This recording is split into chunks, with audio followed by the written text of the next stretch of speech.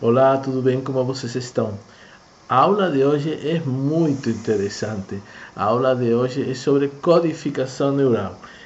Nesta aula nós vamos rever todos os conceitos da matéria, só que numa aplicação bem interessante, a parte da codificação dos neurônios do cérebro. Bom, aqui temos um neurônio. O neurônio tem uma condução saltatória, porque aparentemente esse disparo elétrico vai pulando desde uma chama-se nodo de Janvier para outro nodo de Janvier, que são como estes segmentos que temos aqui, os espacinhos entre eles, tá? O que nós temos aqui é a bainha de mielina, tá? Que é como se fosse um isolante, que vai isolar e vai permitir que não interaja um disparo de um neurônio com o disparo de outro neurônio. Então, quando o neurônio já chega na sinapse, vamos supor que chegou aqui, vamos supor aqui acima, o neurônio chegou aqui na sinapse de aqui acima, tá? Aí, esse impulso elétrico transmite-se para o seguinte neurônio, produzindo uma despolarização, que é este aumento de potencial que aparece aqui em vermelho. Então, a soma dessas despolarizações produz uma onda que é o que chamamos voltagem pós-sináptico, tá certo? Bom, o neurônio foi modelado inicialmente por Warren McCulloch e Walter Pitts. Eles falaram que um neurônio pode realizar qualquer função aritmética ou lógica. Então, vamos ver o modelo dele, que está aqui. O modelo dele consiste num simples, entrada 1, 2, 3, J, N, né? Aqui temos o neurônio I, né? Então, e umas ponderações, que são números, normalmente números entre 0 e 1. Então, o que acontece? Cada entrada, cada numerinho aqui na entrada, que também acontece que costuma ser entre 0 e 1, é multiplicado pela ponderação, e todas essas contribuições de cada uma das entradas são somadas e produzem a entrada neta. Aqui temos a entrada neta como soma de cada uma dessas contribuições. Aí, no final, a saída do neurônio seria aplicar uma função não linear, f, que normalmente é uma função de grau, tá? Que neste caso está redefinida no valor de 0, que seria, por exemplo, aqui. Aqui temos uma função de grau que está redefinida no ponto 0. Então, mas tem uma coisa chamada limiar de disparo. Então, basicamente significa que não dispara em 0, dispara um pouquinho mais para a direita. Então, dispara no valor do limiar. Então, aí temos o deslocamento da função de grau. Essa função de grau se desloca para a direita. Então, o que acontece? Enquanto a entrada neta não for igual a esse deslocamento, vai ser a saída 0. Uma vez que ultrapassa esse valor, que podemos considerar um limiar de disparo, o resultado vai ser 1. Bom, então, basicamente, esse era o neurônio de McCulloch-Pitts, que foi um modelo do neurônio real, com os conhecimentos que tinha-se na época sobre os neurônios. Pensava-se que funcionava assim, todo ou nada. Agora já não é realmente a função esta, parece que é uma função de grau, mas não é uma função de grau, é uma função sigmoidal que é mais suave, mas tudo bem. Isso foi a primeira vez que foi modelado e foi feito deste modo. Então vamos ver como que as funções lógicas, como mencionava Warren McCulloch, podem ser implementadas por este tipo de neurônio. Vamos supor um neurônio com entradas binárias, uns e zeros, e pesos ou ponderações e todos iguais a 1. Então vamos fazer essa suposição. O único que nós vamos mexer é no deslocamento para a direita da função de grau. Neste caso, que temos uma função de grau deslocada 2 unidades para a direita, podemos implementar com isso uma função AND. Então nós temos aqui, por exemplo, I1 e 2 são todas as combinações dos números binários, né? E aqui temos o valor da entrada neta. Observamos que unicamente quando temos as duas entradas em 1, que o resultado da entrada neta vai ser 2, e vai ser neste momento quando a saída f vai ser 1. Então nós temos aqui que a função que é realizada por este neurônio é idêntica que a função AND.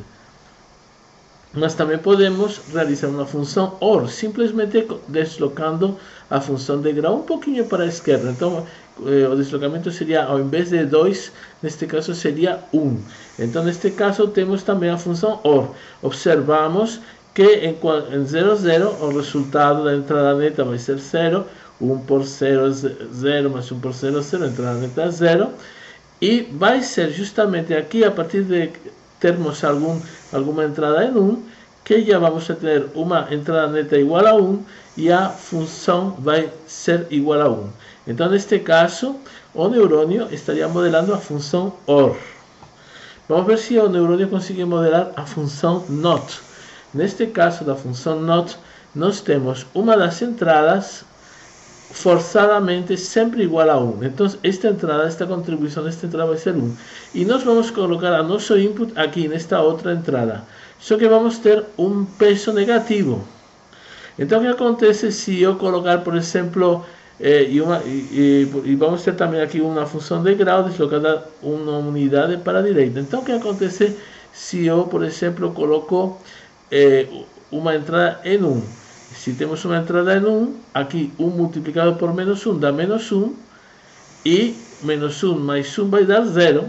Então vamos ter, para entrada 1, vamos ter uma saída 0, aqui 0 vai dar 0. E se tivermos uma entrada em 0, aqui colocamos entrada em 0, como já tínhamos a outra contribuição sempre fixa em 1, a entrada neta vai ser 1. Então nós vamos ter uma output de 1. Então, neste caso, também temos que com um neurônio podemos realizar uma função NOT. Olha, uma das coisas que falamos na aula anterior de circuitos digitais é que em todos os circuitos digitais é muito importante separar os sensores dos atuadores para fazer uma tabela verdade. Então, por exemplo, se queremos controlar, neste caso do aquecedor de água que vimos na aula anterior, por exemplo, a válvula de apertura de entrada de água, aí vemos em quais momentos, em quais combinações dos sensores que vamos abrir a válvula. Então vamos abrir a válvula quando o nível não tenha atingido o valor suficiente, quando a temperatura ainda não tenha atingido a temperatura suficiente, também não. Então aí abrimos a válvula para a entrada de água. E aí vamos vendo que tem outras alternativas para a apertura de válvula. Depois vemos em quais condições utilizamos os sensores e os atuadores para produzir para ligar o aquecedor. Tá? E aí vamos fazendo a mesma coisa com o LED. Tudo bem? Então nós temos, importante, temos sensores e temos atuadores. Isso é muito importante na computação booleana. Então, esse tipo de coisas de separar sensores e atuadores acontece também no cérebro. Bom, aqui temos o esquema do aquecedor que vimos anteriormente, e isso acontece também no cérebro, porque todas as entradas sensoriais vindas do tato e da própria percepção, que é a percepção do movimento, vem pela parte posterior da espinha, é como se fosse uma estrada de duas vias, e termina caindo na parte posterior do cérebro. Mas, professor, o cérebro é muito grande, como nós podemos identificar a parte posterior? Identificamos porque existe aqui uma fenda muito grande chamada sulco central, e da fenda chamada sulco central para a direita temos os locais onde se realiza a entrada dos inputs que vêm para o cérebro. Isso aqui acontece não somente com os inputs sensoriais que vêm pela espinha, mas também acontece com os inputs auditivos ou com os inputs visuais. Todos os inputs caem nesta área vermelha. E os outputs, ou seja, os neurônios que vão movimentar os braços, as pernas, etc., de onde que partem? Bom, os neurônios estão aqui, na parte anterior ao sulco central. Então, toda esta parte de aqui é feita para controle, tá, dos atuadores do cérebro, das respostas do cérebro. E partem dessa parte da frente do cérebro e termina indo pela parte da frente também da espinha. Então, a nossa espinha é como se fosse uma estrada de duas vias. Tá?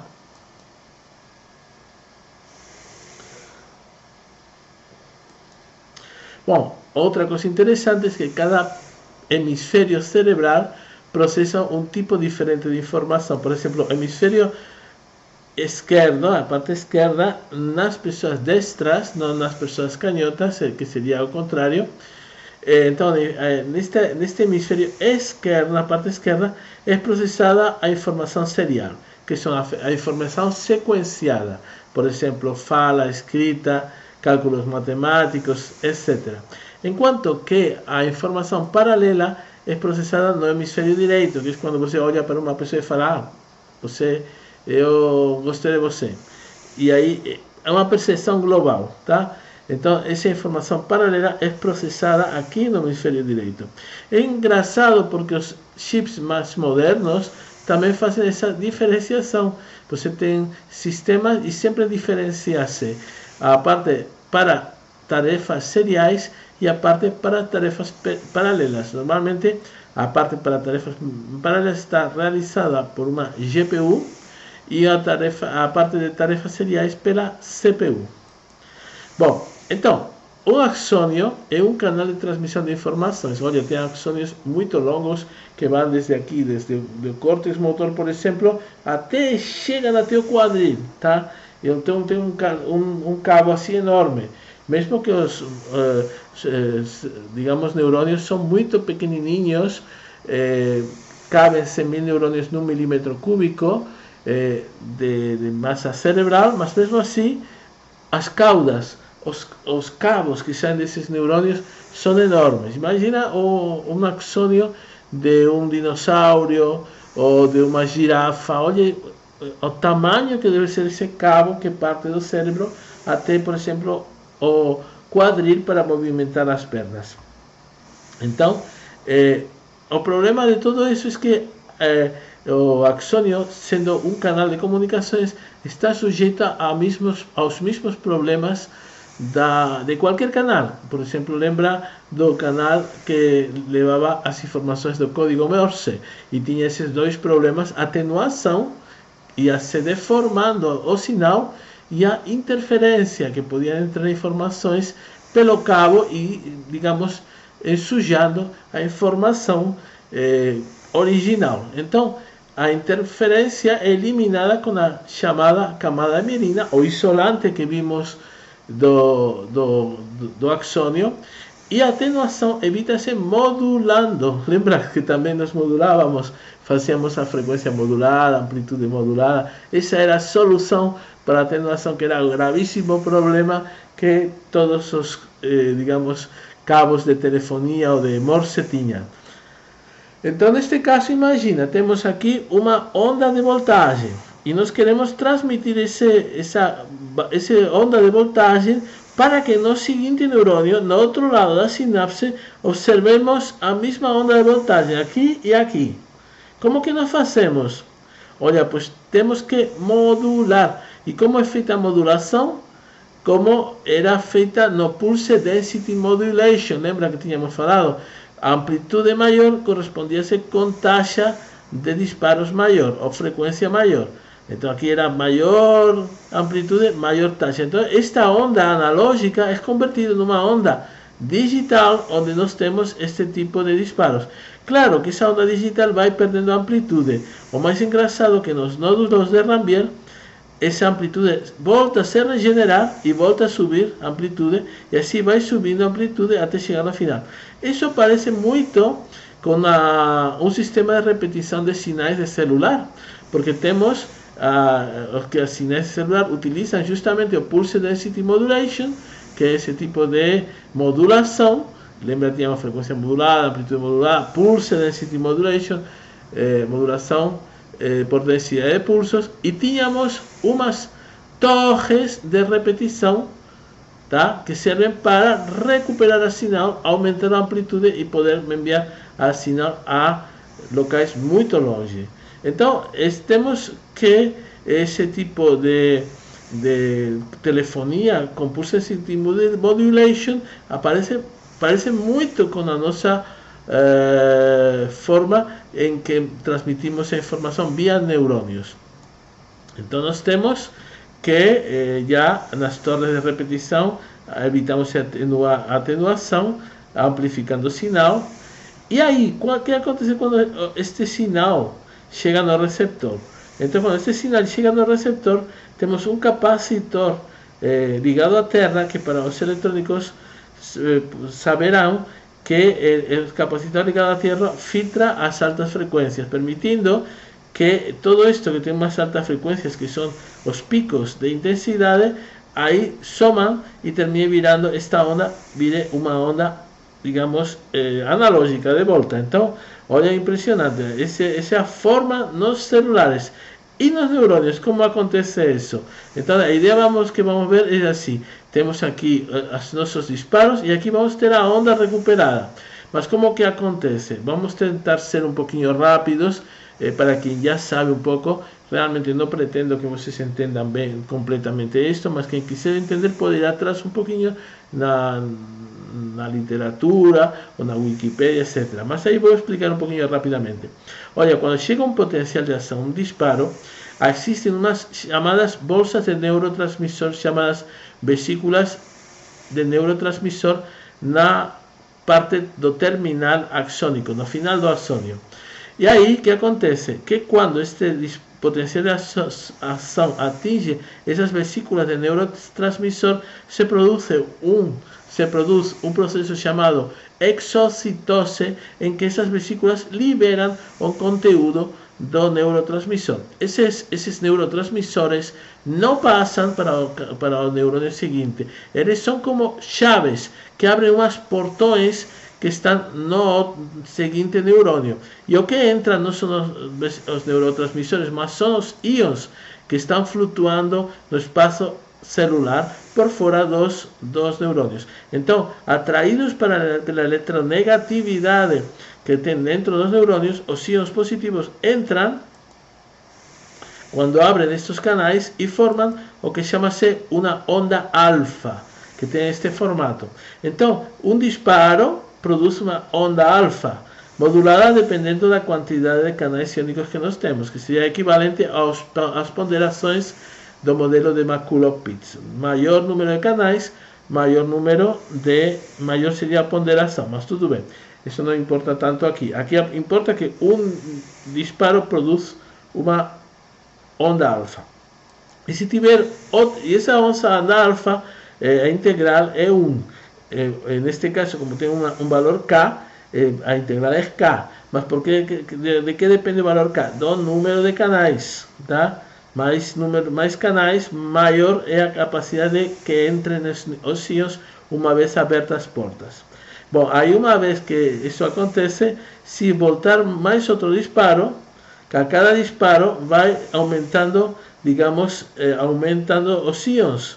É como quando, por exemplo, vocês estão em Tamanduateí, lembra? E aí chega o metrô. Aí o metrô abre as comportas fazem as pessoas entrarem ou saírem do metrô e aumenta, de repente, temporariamente, o número de pessoas na plataforma. Aí chega outro trem. E aí o que acontece? O primeiro trem produz uma onda alfa, um aumento de número de pessoas, neste caso aumento de número de íons. O segundo disparo produz outra onda alfa, e aí se somam a quantidade de íons e produz assim uma somatória no final que revê ou, digamos, reconstitui a onda inicial.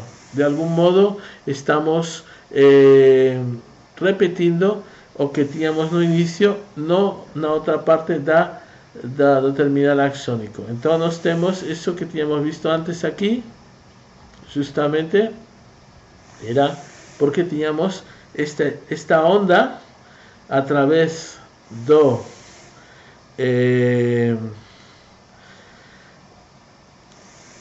Pulse Density Modulation que acontece nos neurônios, aí fazia que na sinapse pós-sináptica, ou seja, depois da fenda sináptica, aqui nesta parte posterior, aí aparecesse a onda. Então, basicamente, é isso que temos explicado como acontece, tá?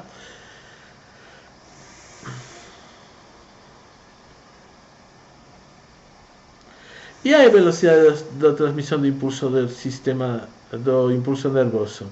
A velocidade da transmissão do impulso nervoso depende um pouquinho do tipo de fibra.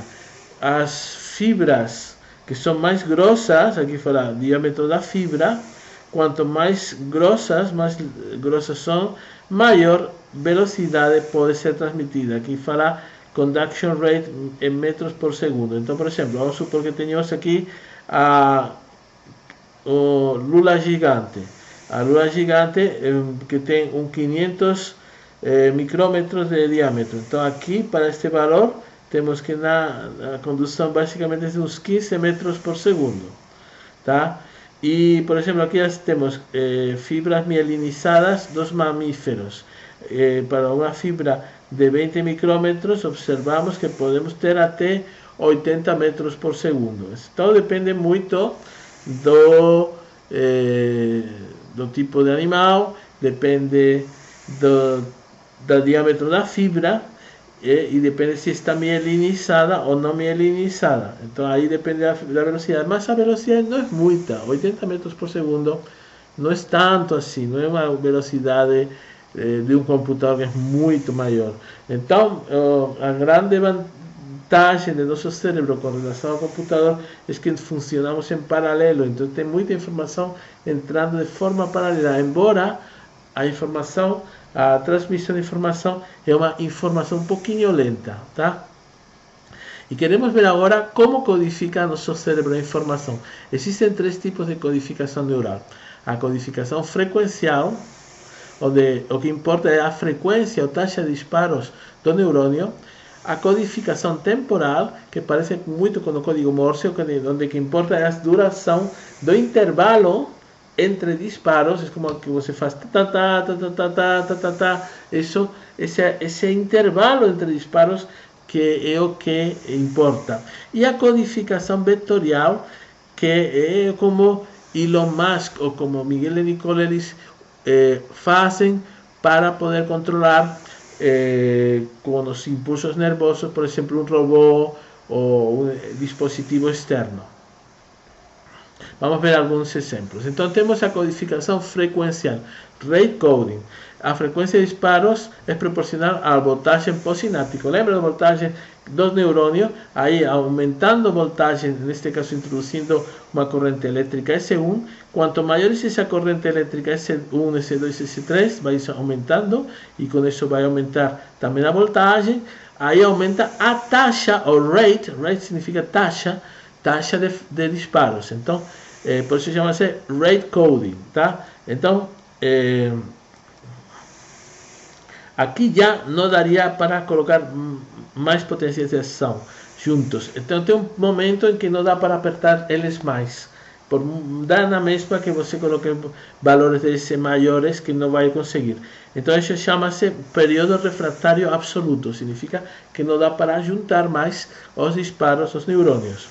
Bom, e uma coisa, então, com este tema da taxa de disparos, é muito curiosa, porque existem uns neurônios chamados neurônios ganglionares vermelho-verde, é um neurônio só, que quando você ilumina o olho com luz vermelha, o que passa pelo nervo óptico, você vê que são disparos alta frequência. Quando já ilumina com luz azul, você vê que é baixa frequência. Então, depende da taxa de disparos, que temos uma informação de vermelho ou de azul chegando no cérebro. E quando não temos nem disparo, nem luz azul, nem luz vermelha, aí temos uma taxa de disparos, uma frequência intermediária de disparos. Isso acontece também com os neurônios ganglionares de tipo azul-amarelo. Neste caso, se colocamos uma luz intensa no olho, aí vai disparar muito os neurônios que passam pelo nervo óptico. E aí, se temos um amarelo, o que vai acontecer uns disparos mais afastados uns dos outros, uma frequência menor. E se não tiver nem azul nem amarelo, pues temos uma frequência intermediária. Então, olha como o cérebro reconhece. Se for alta frequência, o que chega no cérebro é azul. Se for baixa frequência, é amarelo. E no caso anterior, outros neurônios codificam de outro modo. E por esse motivo, que vamos fazer um experimento muito legal, vocês ficam olhando para este ponto aqui no centro, tá? 40 segundos. E aí vamos ver o que acontece. Observa que é uma bandeira muito estranha. Fica olhando aí, tá? Fica olhando aí. Sim, eu vou falando, mas vocês continuam olhando. Então é uma bandeira muito estranha, onde as cores justamente são as complementares das cores autênticas. Lembra do que acabamos de falar, vermelho, verde, azul, amarelo? Olha, continua, não sai, continua apontando a tua visão aqui, tá? Nesse pontinho aqui, no centro. Não, vamos fazer essa experiência bem feita. Então vamos continuar aqui. Então eu continuo falando, mas você não perca a concentração. Então, e aí vocês continuam olhando aí. E o que acontece? Que os neurônios que processam no azul, tá? Começa a disparar muito, e depois vão se cansando de tanto azul, vai se cansando, e aí começa a disparar em baixa frequência porque está cansado. Então o que acontece? Se cansa, termina aparecendo a cor complementar. Então olha para a tela, você viu como mudam as cores, tá? Olha para o teto, também pisca um pouquinho, tá? E vocês vão ver como que vocês veem a bandeira, né? Mas a bandeira é complementar das cores anteriores. E justamente é por conta disso que o vermelho, por exemplo, faz o neurônio disparar muito. Mas se você fica olhando o tempo todo, esgota esse neurônio e começa a disparar mais, digamos, lentamente. E aí, quando você desliga, ao invés de ficar numa taxa de disparos intermediária, fica mais lento e aí você vê a cor complementar. Então, esse é um tema muito curioso para mostrar que temos neurônios que disparam por taxa de disparos. Então, por exemplo, segundo a codificação frequencial, o sinal do neurônio está codificado na sua taxa R vem de rate de disparos, que pode ser R1, R2, R3. Então, esse seria o nosso sinal. R1, R2, R3 seria o que passaria pelo nosso canal de comunicações. Lembra que no DNA o que passava era informação a partir dos nucleotídeos, que era adenina, timina, guanina, citosina, etc. Então tínhamos uma sequência passando por o canal de comunicações, que seria no fita DNA, AT, GT, CAT, tal. No caso da codificação frequencial, o nosso canal não são uns e zeros o que passa, são taxas de frequência, ou seja, 01, 07, 09, 01, 02, 05. E cada taxa de frequência representa alguma coisa. Nesse caso anterior, representava um tipo de cor. Então, por exemplo, vamos fazer um exercício. Qual seria a informação em bits que pode transmitir um neurônio, tá? Observa o seguinte: se os 60% desse neurônio, ou seja, todas as vezes que você olha para o neurônio, você vai ver que 60% das vezes dispara na frequência lenta. Aquele vermelho verde. Então, fica em verde várias vezes, bastantes vezes, 60%. E 40% na frequência rápida. E de repente passa para a frequência rápida. Estamos tendo um caso muito simples, onde não estamos considerando digamos, os disparos de não ter cor. Supomos que temos o vermelho ou verde, por exemplo, que o vermelho que seria taxa de disparo rápida, 60% dispararia na frequência lenta, que corresponderia-se com o verde, por exemplo, e 40% na frequência rápida, que corresponderia-se com o vermelho. Então, neste caso, é só aplicar a fórmula de Shannon, que, como vocês sabem, calcula a incerteza dependendo da probabilidade.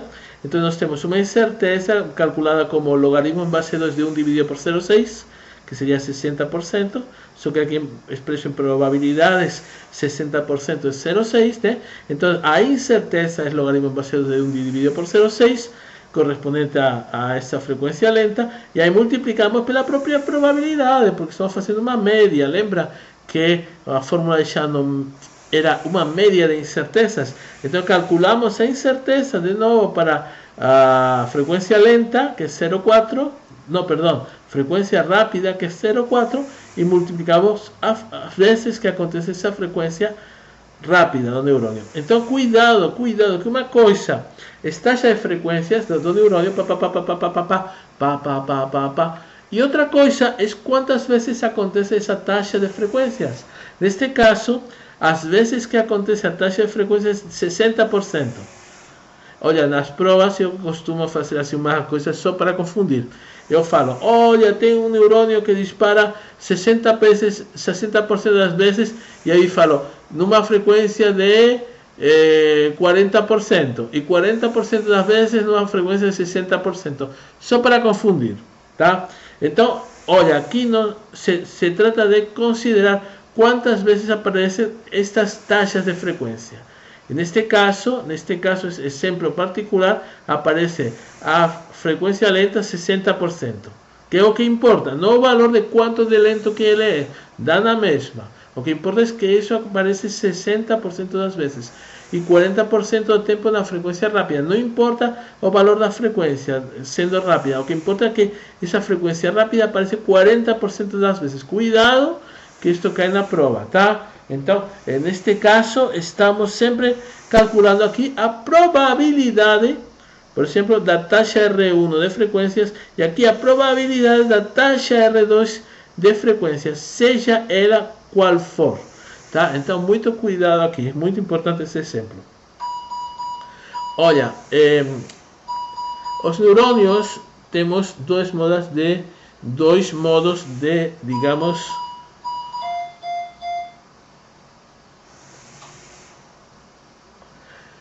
olha, existem dois modos de registrar a atividade dos neurônios.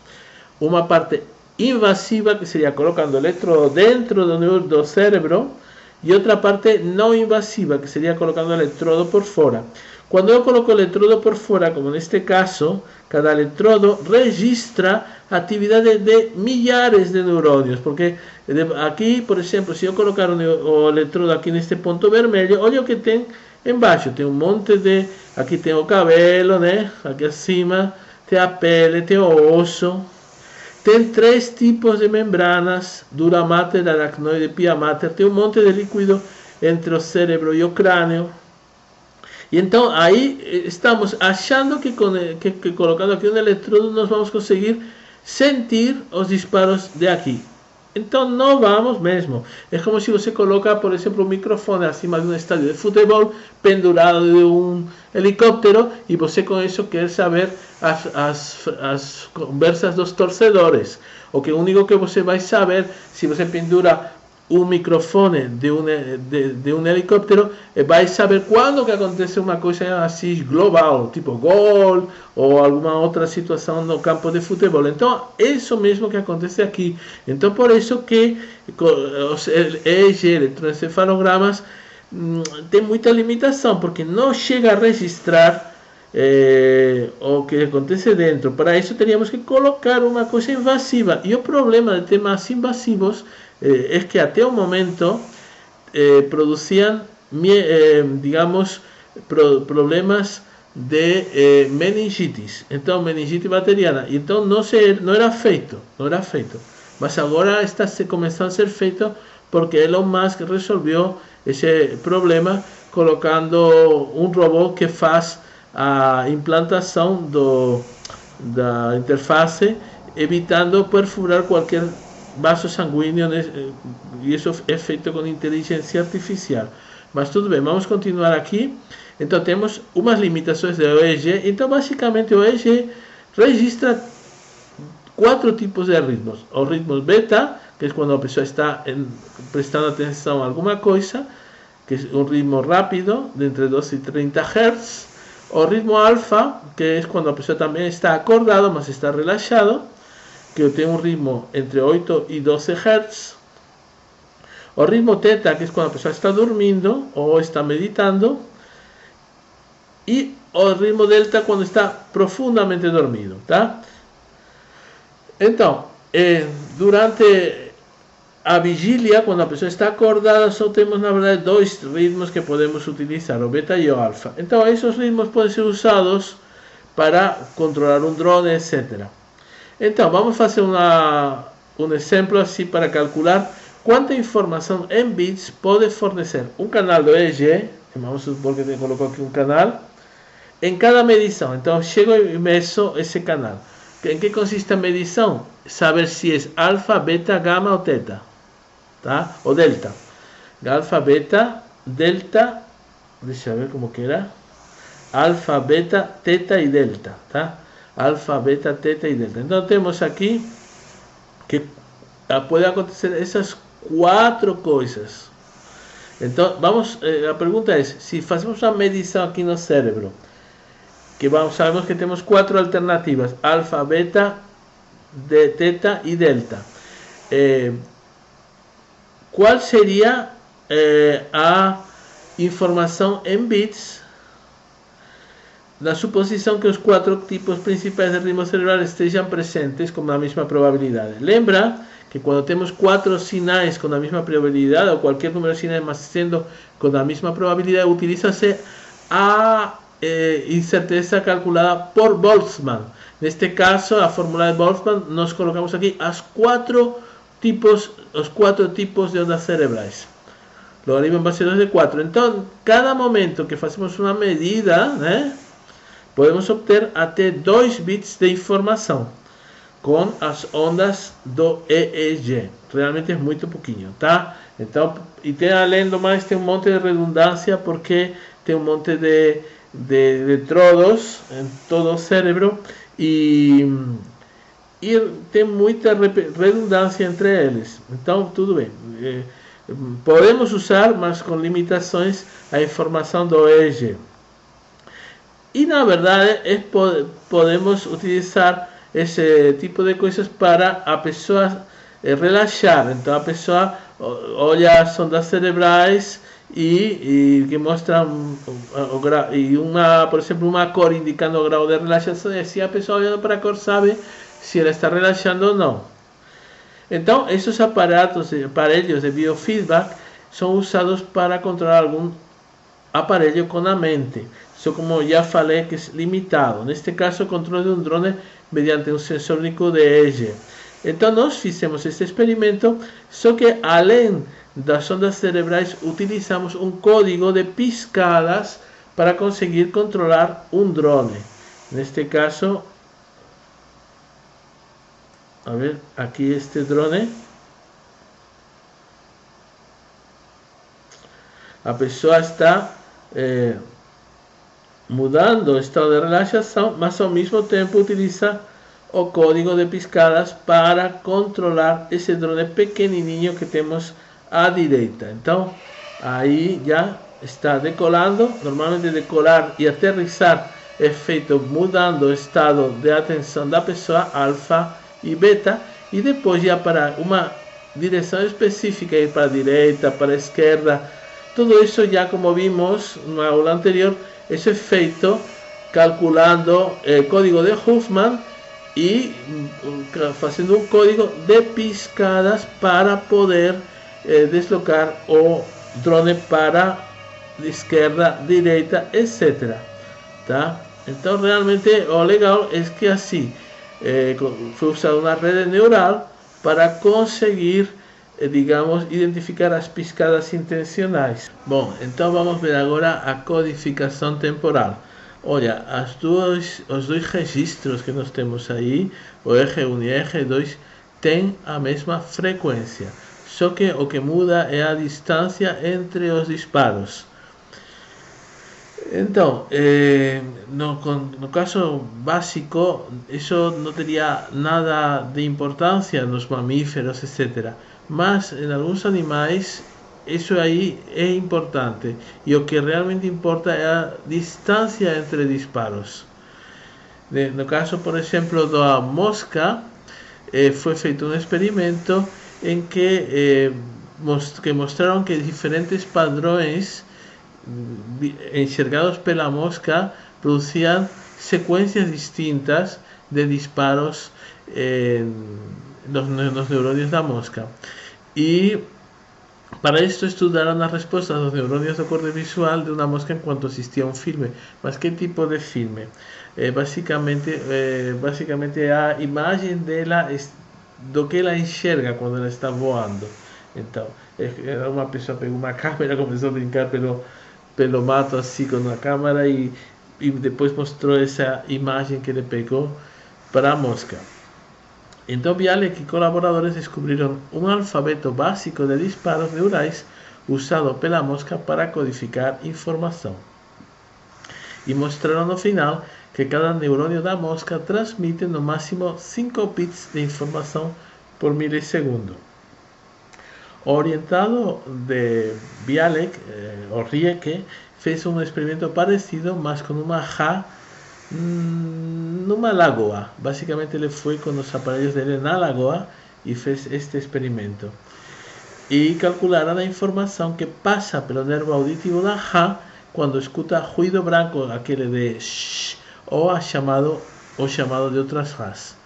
E determinaram que para o ruído branco os neurônios transmitiam 46 bits por segundo ou 1,4 bits por cada disparo do neurônio.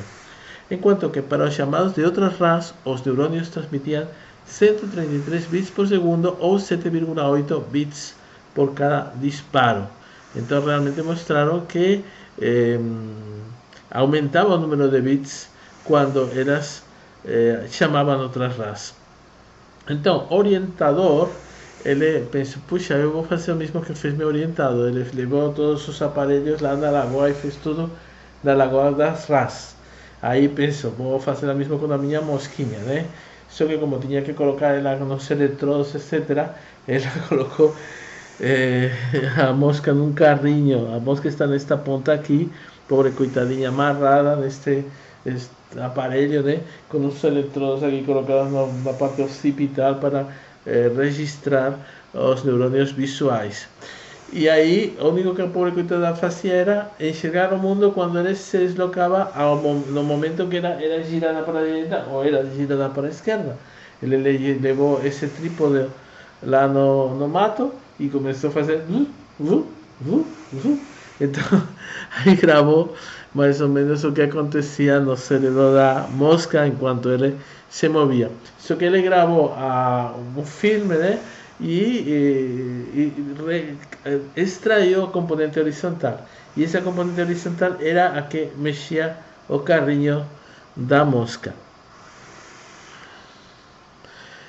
Colocou eletrodos nos neurônios que processam movimentos horizontais do voo da mosca, estrellando a componente horizontal da trajetória de um voo real da mosca e fornecendo esta componente para a mosca num ambiente natural.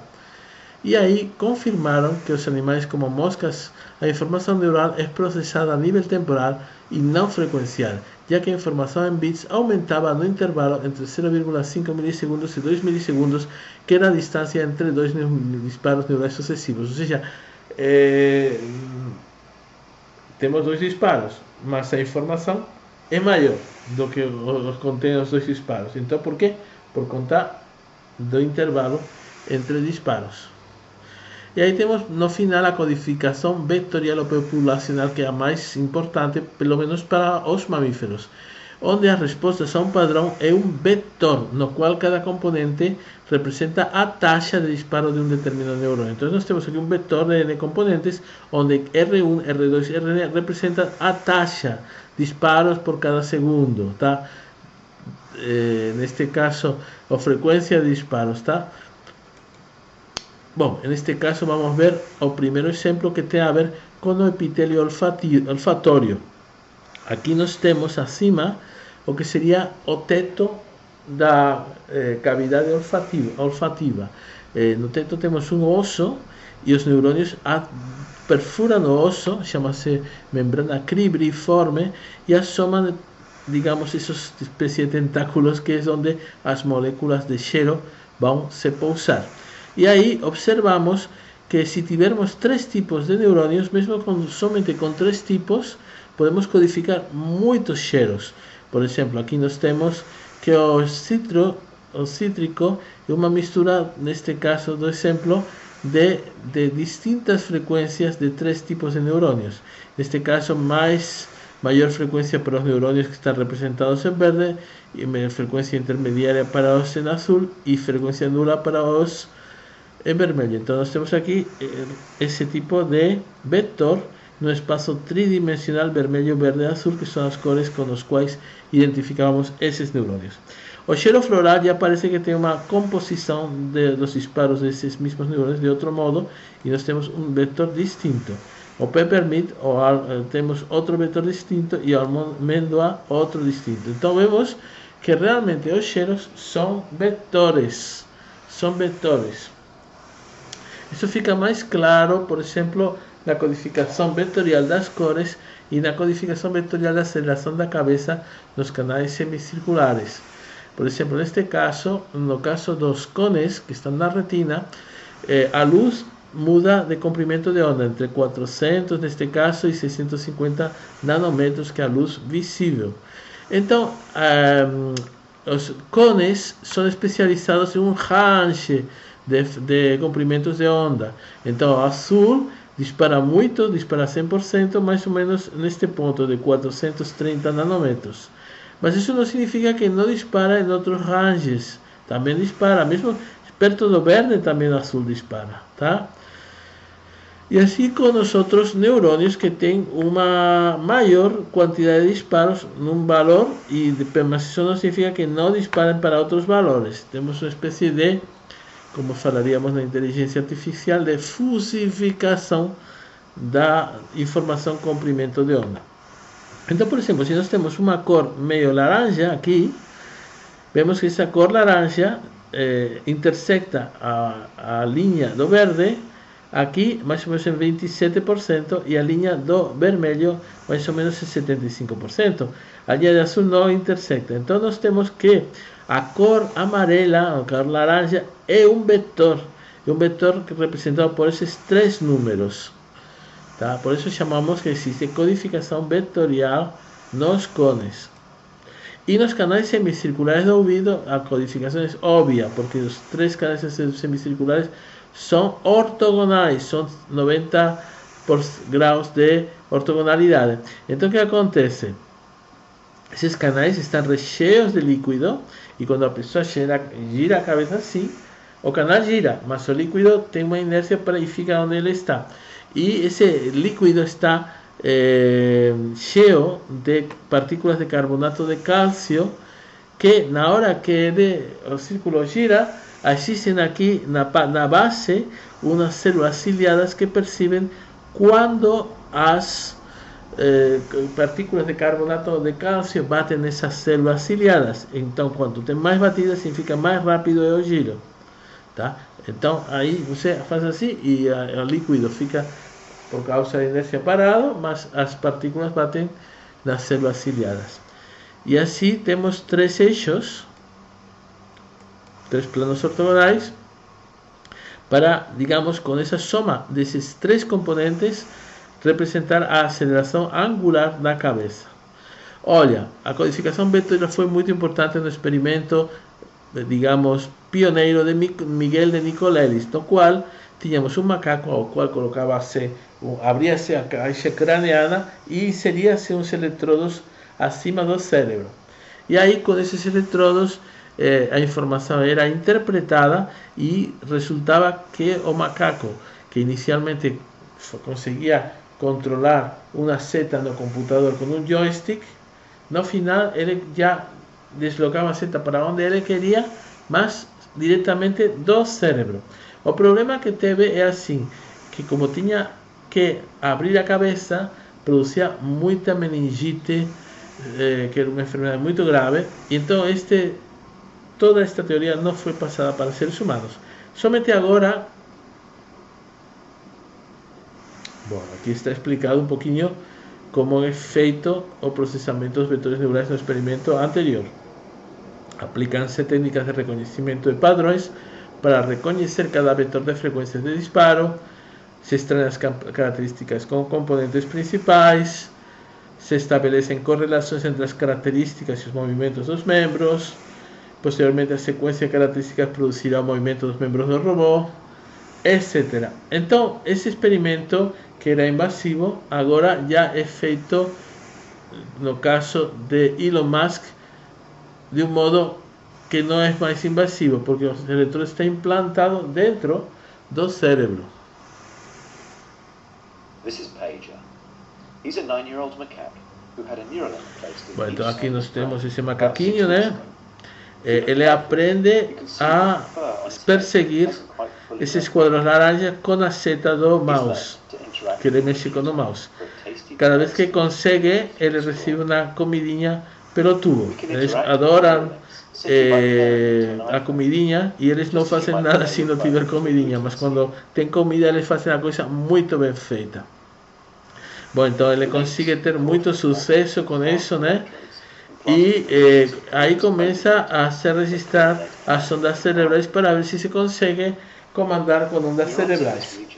E como nós vamos ver daqui a pouco, o macaquinho vai poder liberar a mão e vamos primeiro tirar logicamente o cabo do joystick para ver que ele pode estar fazendo a coisa sem o joystick. Mas inicialmente, para acostumar ele, vamos tirar o cabo, mas vamos deixar o joystick. We calibrate the decoder. By recording neural activity, this pager uses the joystick to move a cursor to targets presented on the screen. As he's playing this game, we are wirelessly streaming. Bom, vemos aqui que os disparos dos neurônios, cada linha é um disparo de neurônios, é uma sequência de disparos de neurônios. E vai sendo registrado pelo computador e vai sendo essa atividade cerebral correlacionada com o movimento. Já vemos que aqui soltamos o cabo, então estamos sem cabo. Ele achando que está mexendo com o joystick, mas na verdade está já mexendo tudo com o cérebro dele. Então, por enquanto, agora ele está até acreditando, mas até vai chegar um ponto em que ele vai perceber, puxa, se dá na mesma eu estar mexendo o joystick, que a coisa vai funcionar. E aí, depois ele é eliminado até o joystick para fazer a mesma tarefa.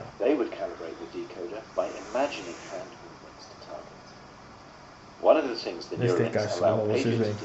E aí já também pode ser usado para ping-pong. A linha da esquerda é um operador humano que mexe, a direita é o macaquinho que está mexendo. Aqui falhou, mas tudo bem. Mas para aumentar a dificuldade, aumentou-se a velocidade da bolinha e ele faz tudo perfeito, esse macaco inteligente. As you can see, Pager is amazingly good at mind pong. He's focused. Bom, agora já para terminar, vamos falar de alguns fenômenos cognitivos que podem ajudar a entender a computação cerebral. Estes fenômenos são os fenômenos estroboscópicos que acontecem no cérebro, a reconstituição de padrões no cérebro, percepção dependente do contexto e os fenômenos competitivos no cérebro. Vamos começar pelos fenômenos estroboscópicos. Lembra da ilusão de roda de carruagem, em que a pessoa, olhando um filme antigo, parece que as rodas giram em sentido contrário. Isso por que acontece? Porque os frames, os fotogramas, são tomados de tal modo que, por exemplo, mesmo que a roda gire 90 graus, como neste caso a haste superior se desloca 90 graus, o que é mais fácil para o cérebro juntar as peças es parecer como que vai para detrás as rodas. Então, ao invés de pensar que este vai 90 graus para a direita, está pensando que está indo um pouquinho para a esquerda e assim por diante. Então, por conta, na verdade, da captura dos frames no filme. Mas esse tipo de fenômenos também acontecem com o próprio ser humano, não somente nos filmes. Como Oliver Sacks manifestava quando ele estava olhando para um ventilador de teto, ele estava acamado e aí percebia que o ventilador de teto às vezes girava para o lado contrário. Então esses fenômenos foram detectados e feitos uma pesquisa. Mas agora, para você ver como que realmente isto dá origem a muita confusão, temos esta rodinha e observa que quando eu tento levo meu mouse para aqui direita, parece que a rodinha acompanha, tá? Você viu? E mesmo que eu não faça isso, se você pensa direita, direita, parece que vai para a direita, esquerda, esquerda, vai para a esquerda, direita, esquerda, direita, esquerda, direita, esquerda, vai para os dois lados. Pensa você alguma coisa, você vai ver como a bolinha segue o que você está pensando.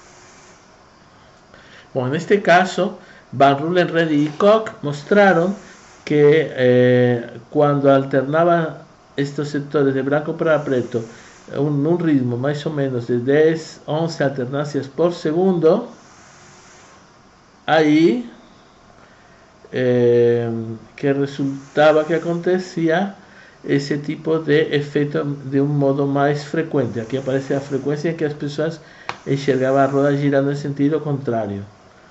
E aí parece que acontece mais ou menos para 10, 11 milissegundos, basicamente 10 ciclos por segundo.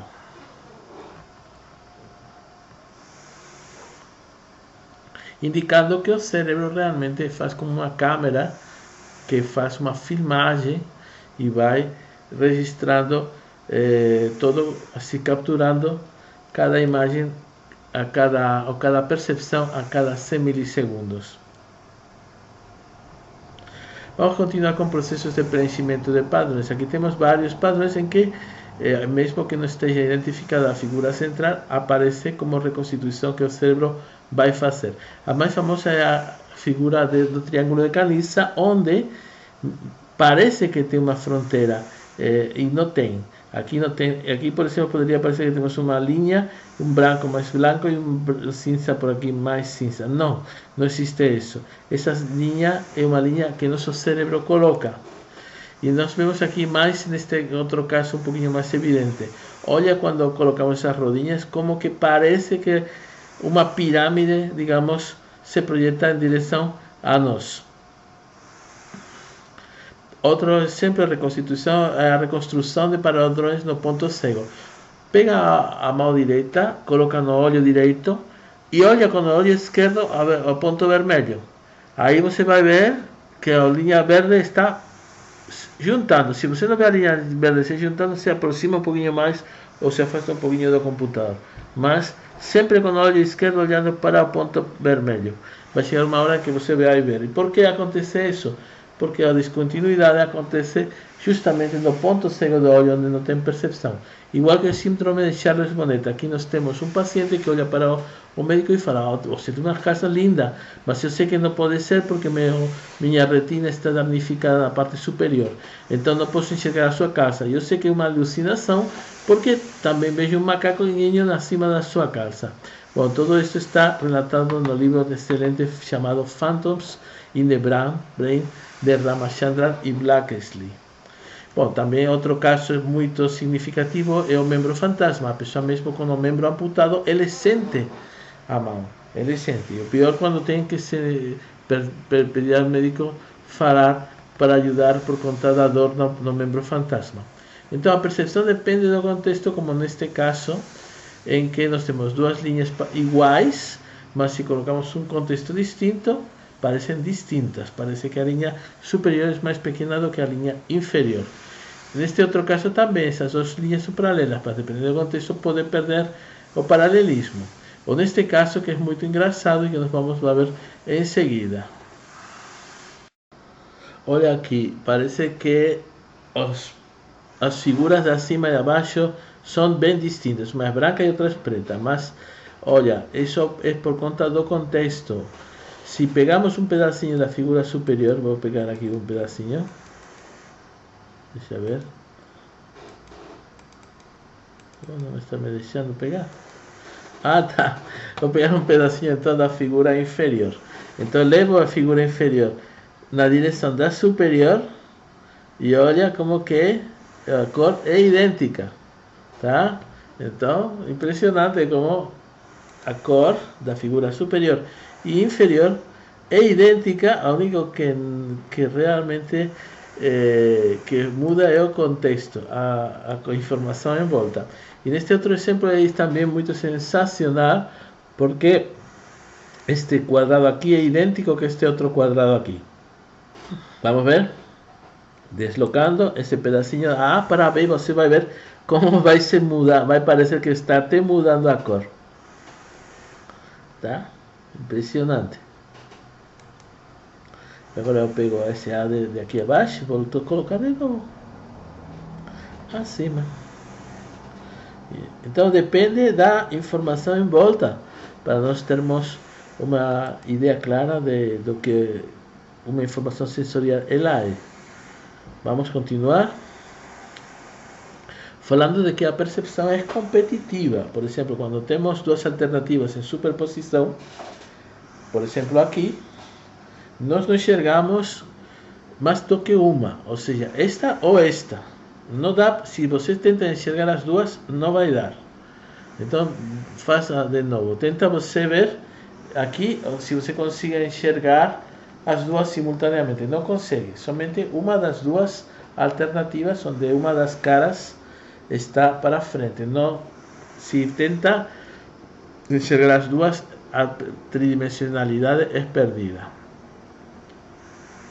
Finalmente, como exemplo de ilusão e de competição do cérebro, está a ilusão da bailarina, que nós temos aqui. Olha, você falará, puxa, o que tem aí? Não tem assim nada interessante? Bom, tem uma bailarina muito bonita, mas aí o importante é assim, que uns de vocês vão ver ela ir em uma direção e outros estarão vendo ela ir em uma outra direção. Aí, se vocês pensam, fecham os olhos, imagina ela girando na direção que vocês querem. Quando abre os olhos, normalmente ela está acompanhando a direção que vocês desejam. É impressionante, porque realmente aqui não existe informação que possa nos dar nenhuma ideia de para onde que ela está girando. Essa informação é colocada pelo nosso cérebro. Então, esse é outro mecanismo competitivo. Ela não consegue girar nas duas direções. É o nosso cérebro que vai determinar para onde ela está girando. Bom, e já para terminar algumas reflexões, nós temos visto que o processamento neural é um resumo muito grande de toda a matéria, porque temos visto que temos codificação dos neurônios em frequencial, por exemplo, quando você tem várias taxas de frequência que pode colocar numa sequência, né? E aí avaliar por Shannon qual seria a quantidade de informação. Vemos que os neurônios já eles resolveram o tema da atenuação, como com a modulação tipo Pulse Density Modulation. Esse tipo de modulação somente foi incluída nos celulares ultimamente. Então o cérebro já descobriu como evitar a atenuação modulando o sinal, disso já nós falamos. E os efeitos estroboscópicos que acontecem no cérebro, basicamente acontecem no cérebro também porque nós também capturamos a realidade fazendo uma amostragem, mais ou menos a cada 100 milissegundos da realidade. E finalmente algo que mais que eu queria comentar, que o cérebro é como se fosse uma filmadora, mas o filme está sempre em funcionamento, mesmo fechando os olhos. Quando você fecha os olhos, você sonha, né? Você tem aqueles sonhos, mas esses sonhos, na verdade, continuam durante o despertar, só que são as informações sensoriais que modulam esses sonhos de tal modo que ficam mais parecidos com a realidade. Mas o tempo todo nosso cérebro está criando um filme, e esse filme fica realista quando as informações sensoriais entram e fazem o filme ir na direção que as informações sensoriais determinam. Bom, então vou terminar por aqui e espero que vocês tenham gostado desta aula. Então, no próximo dia vamos falar de informação quântica e porque mesmo que não esteja na mente, é um tema bastante interessante, pelo menos um conhecimento básico dos bits quânticos. Ok? Um abraço. Tchau, tchau.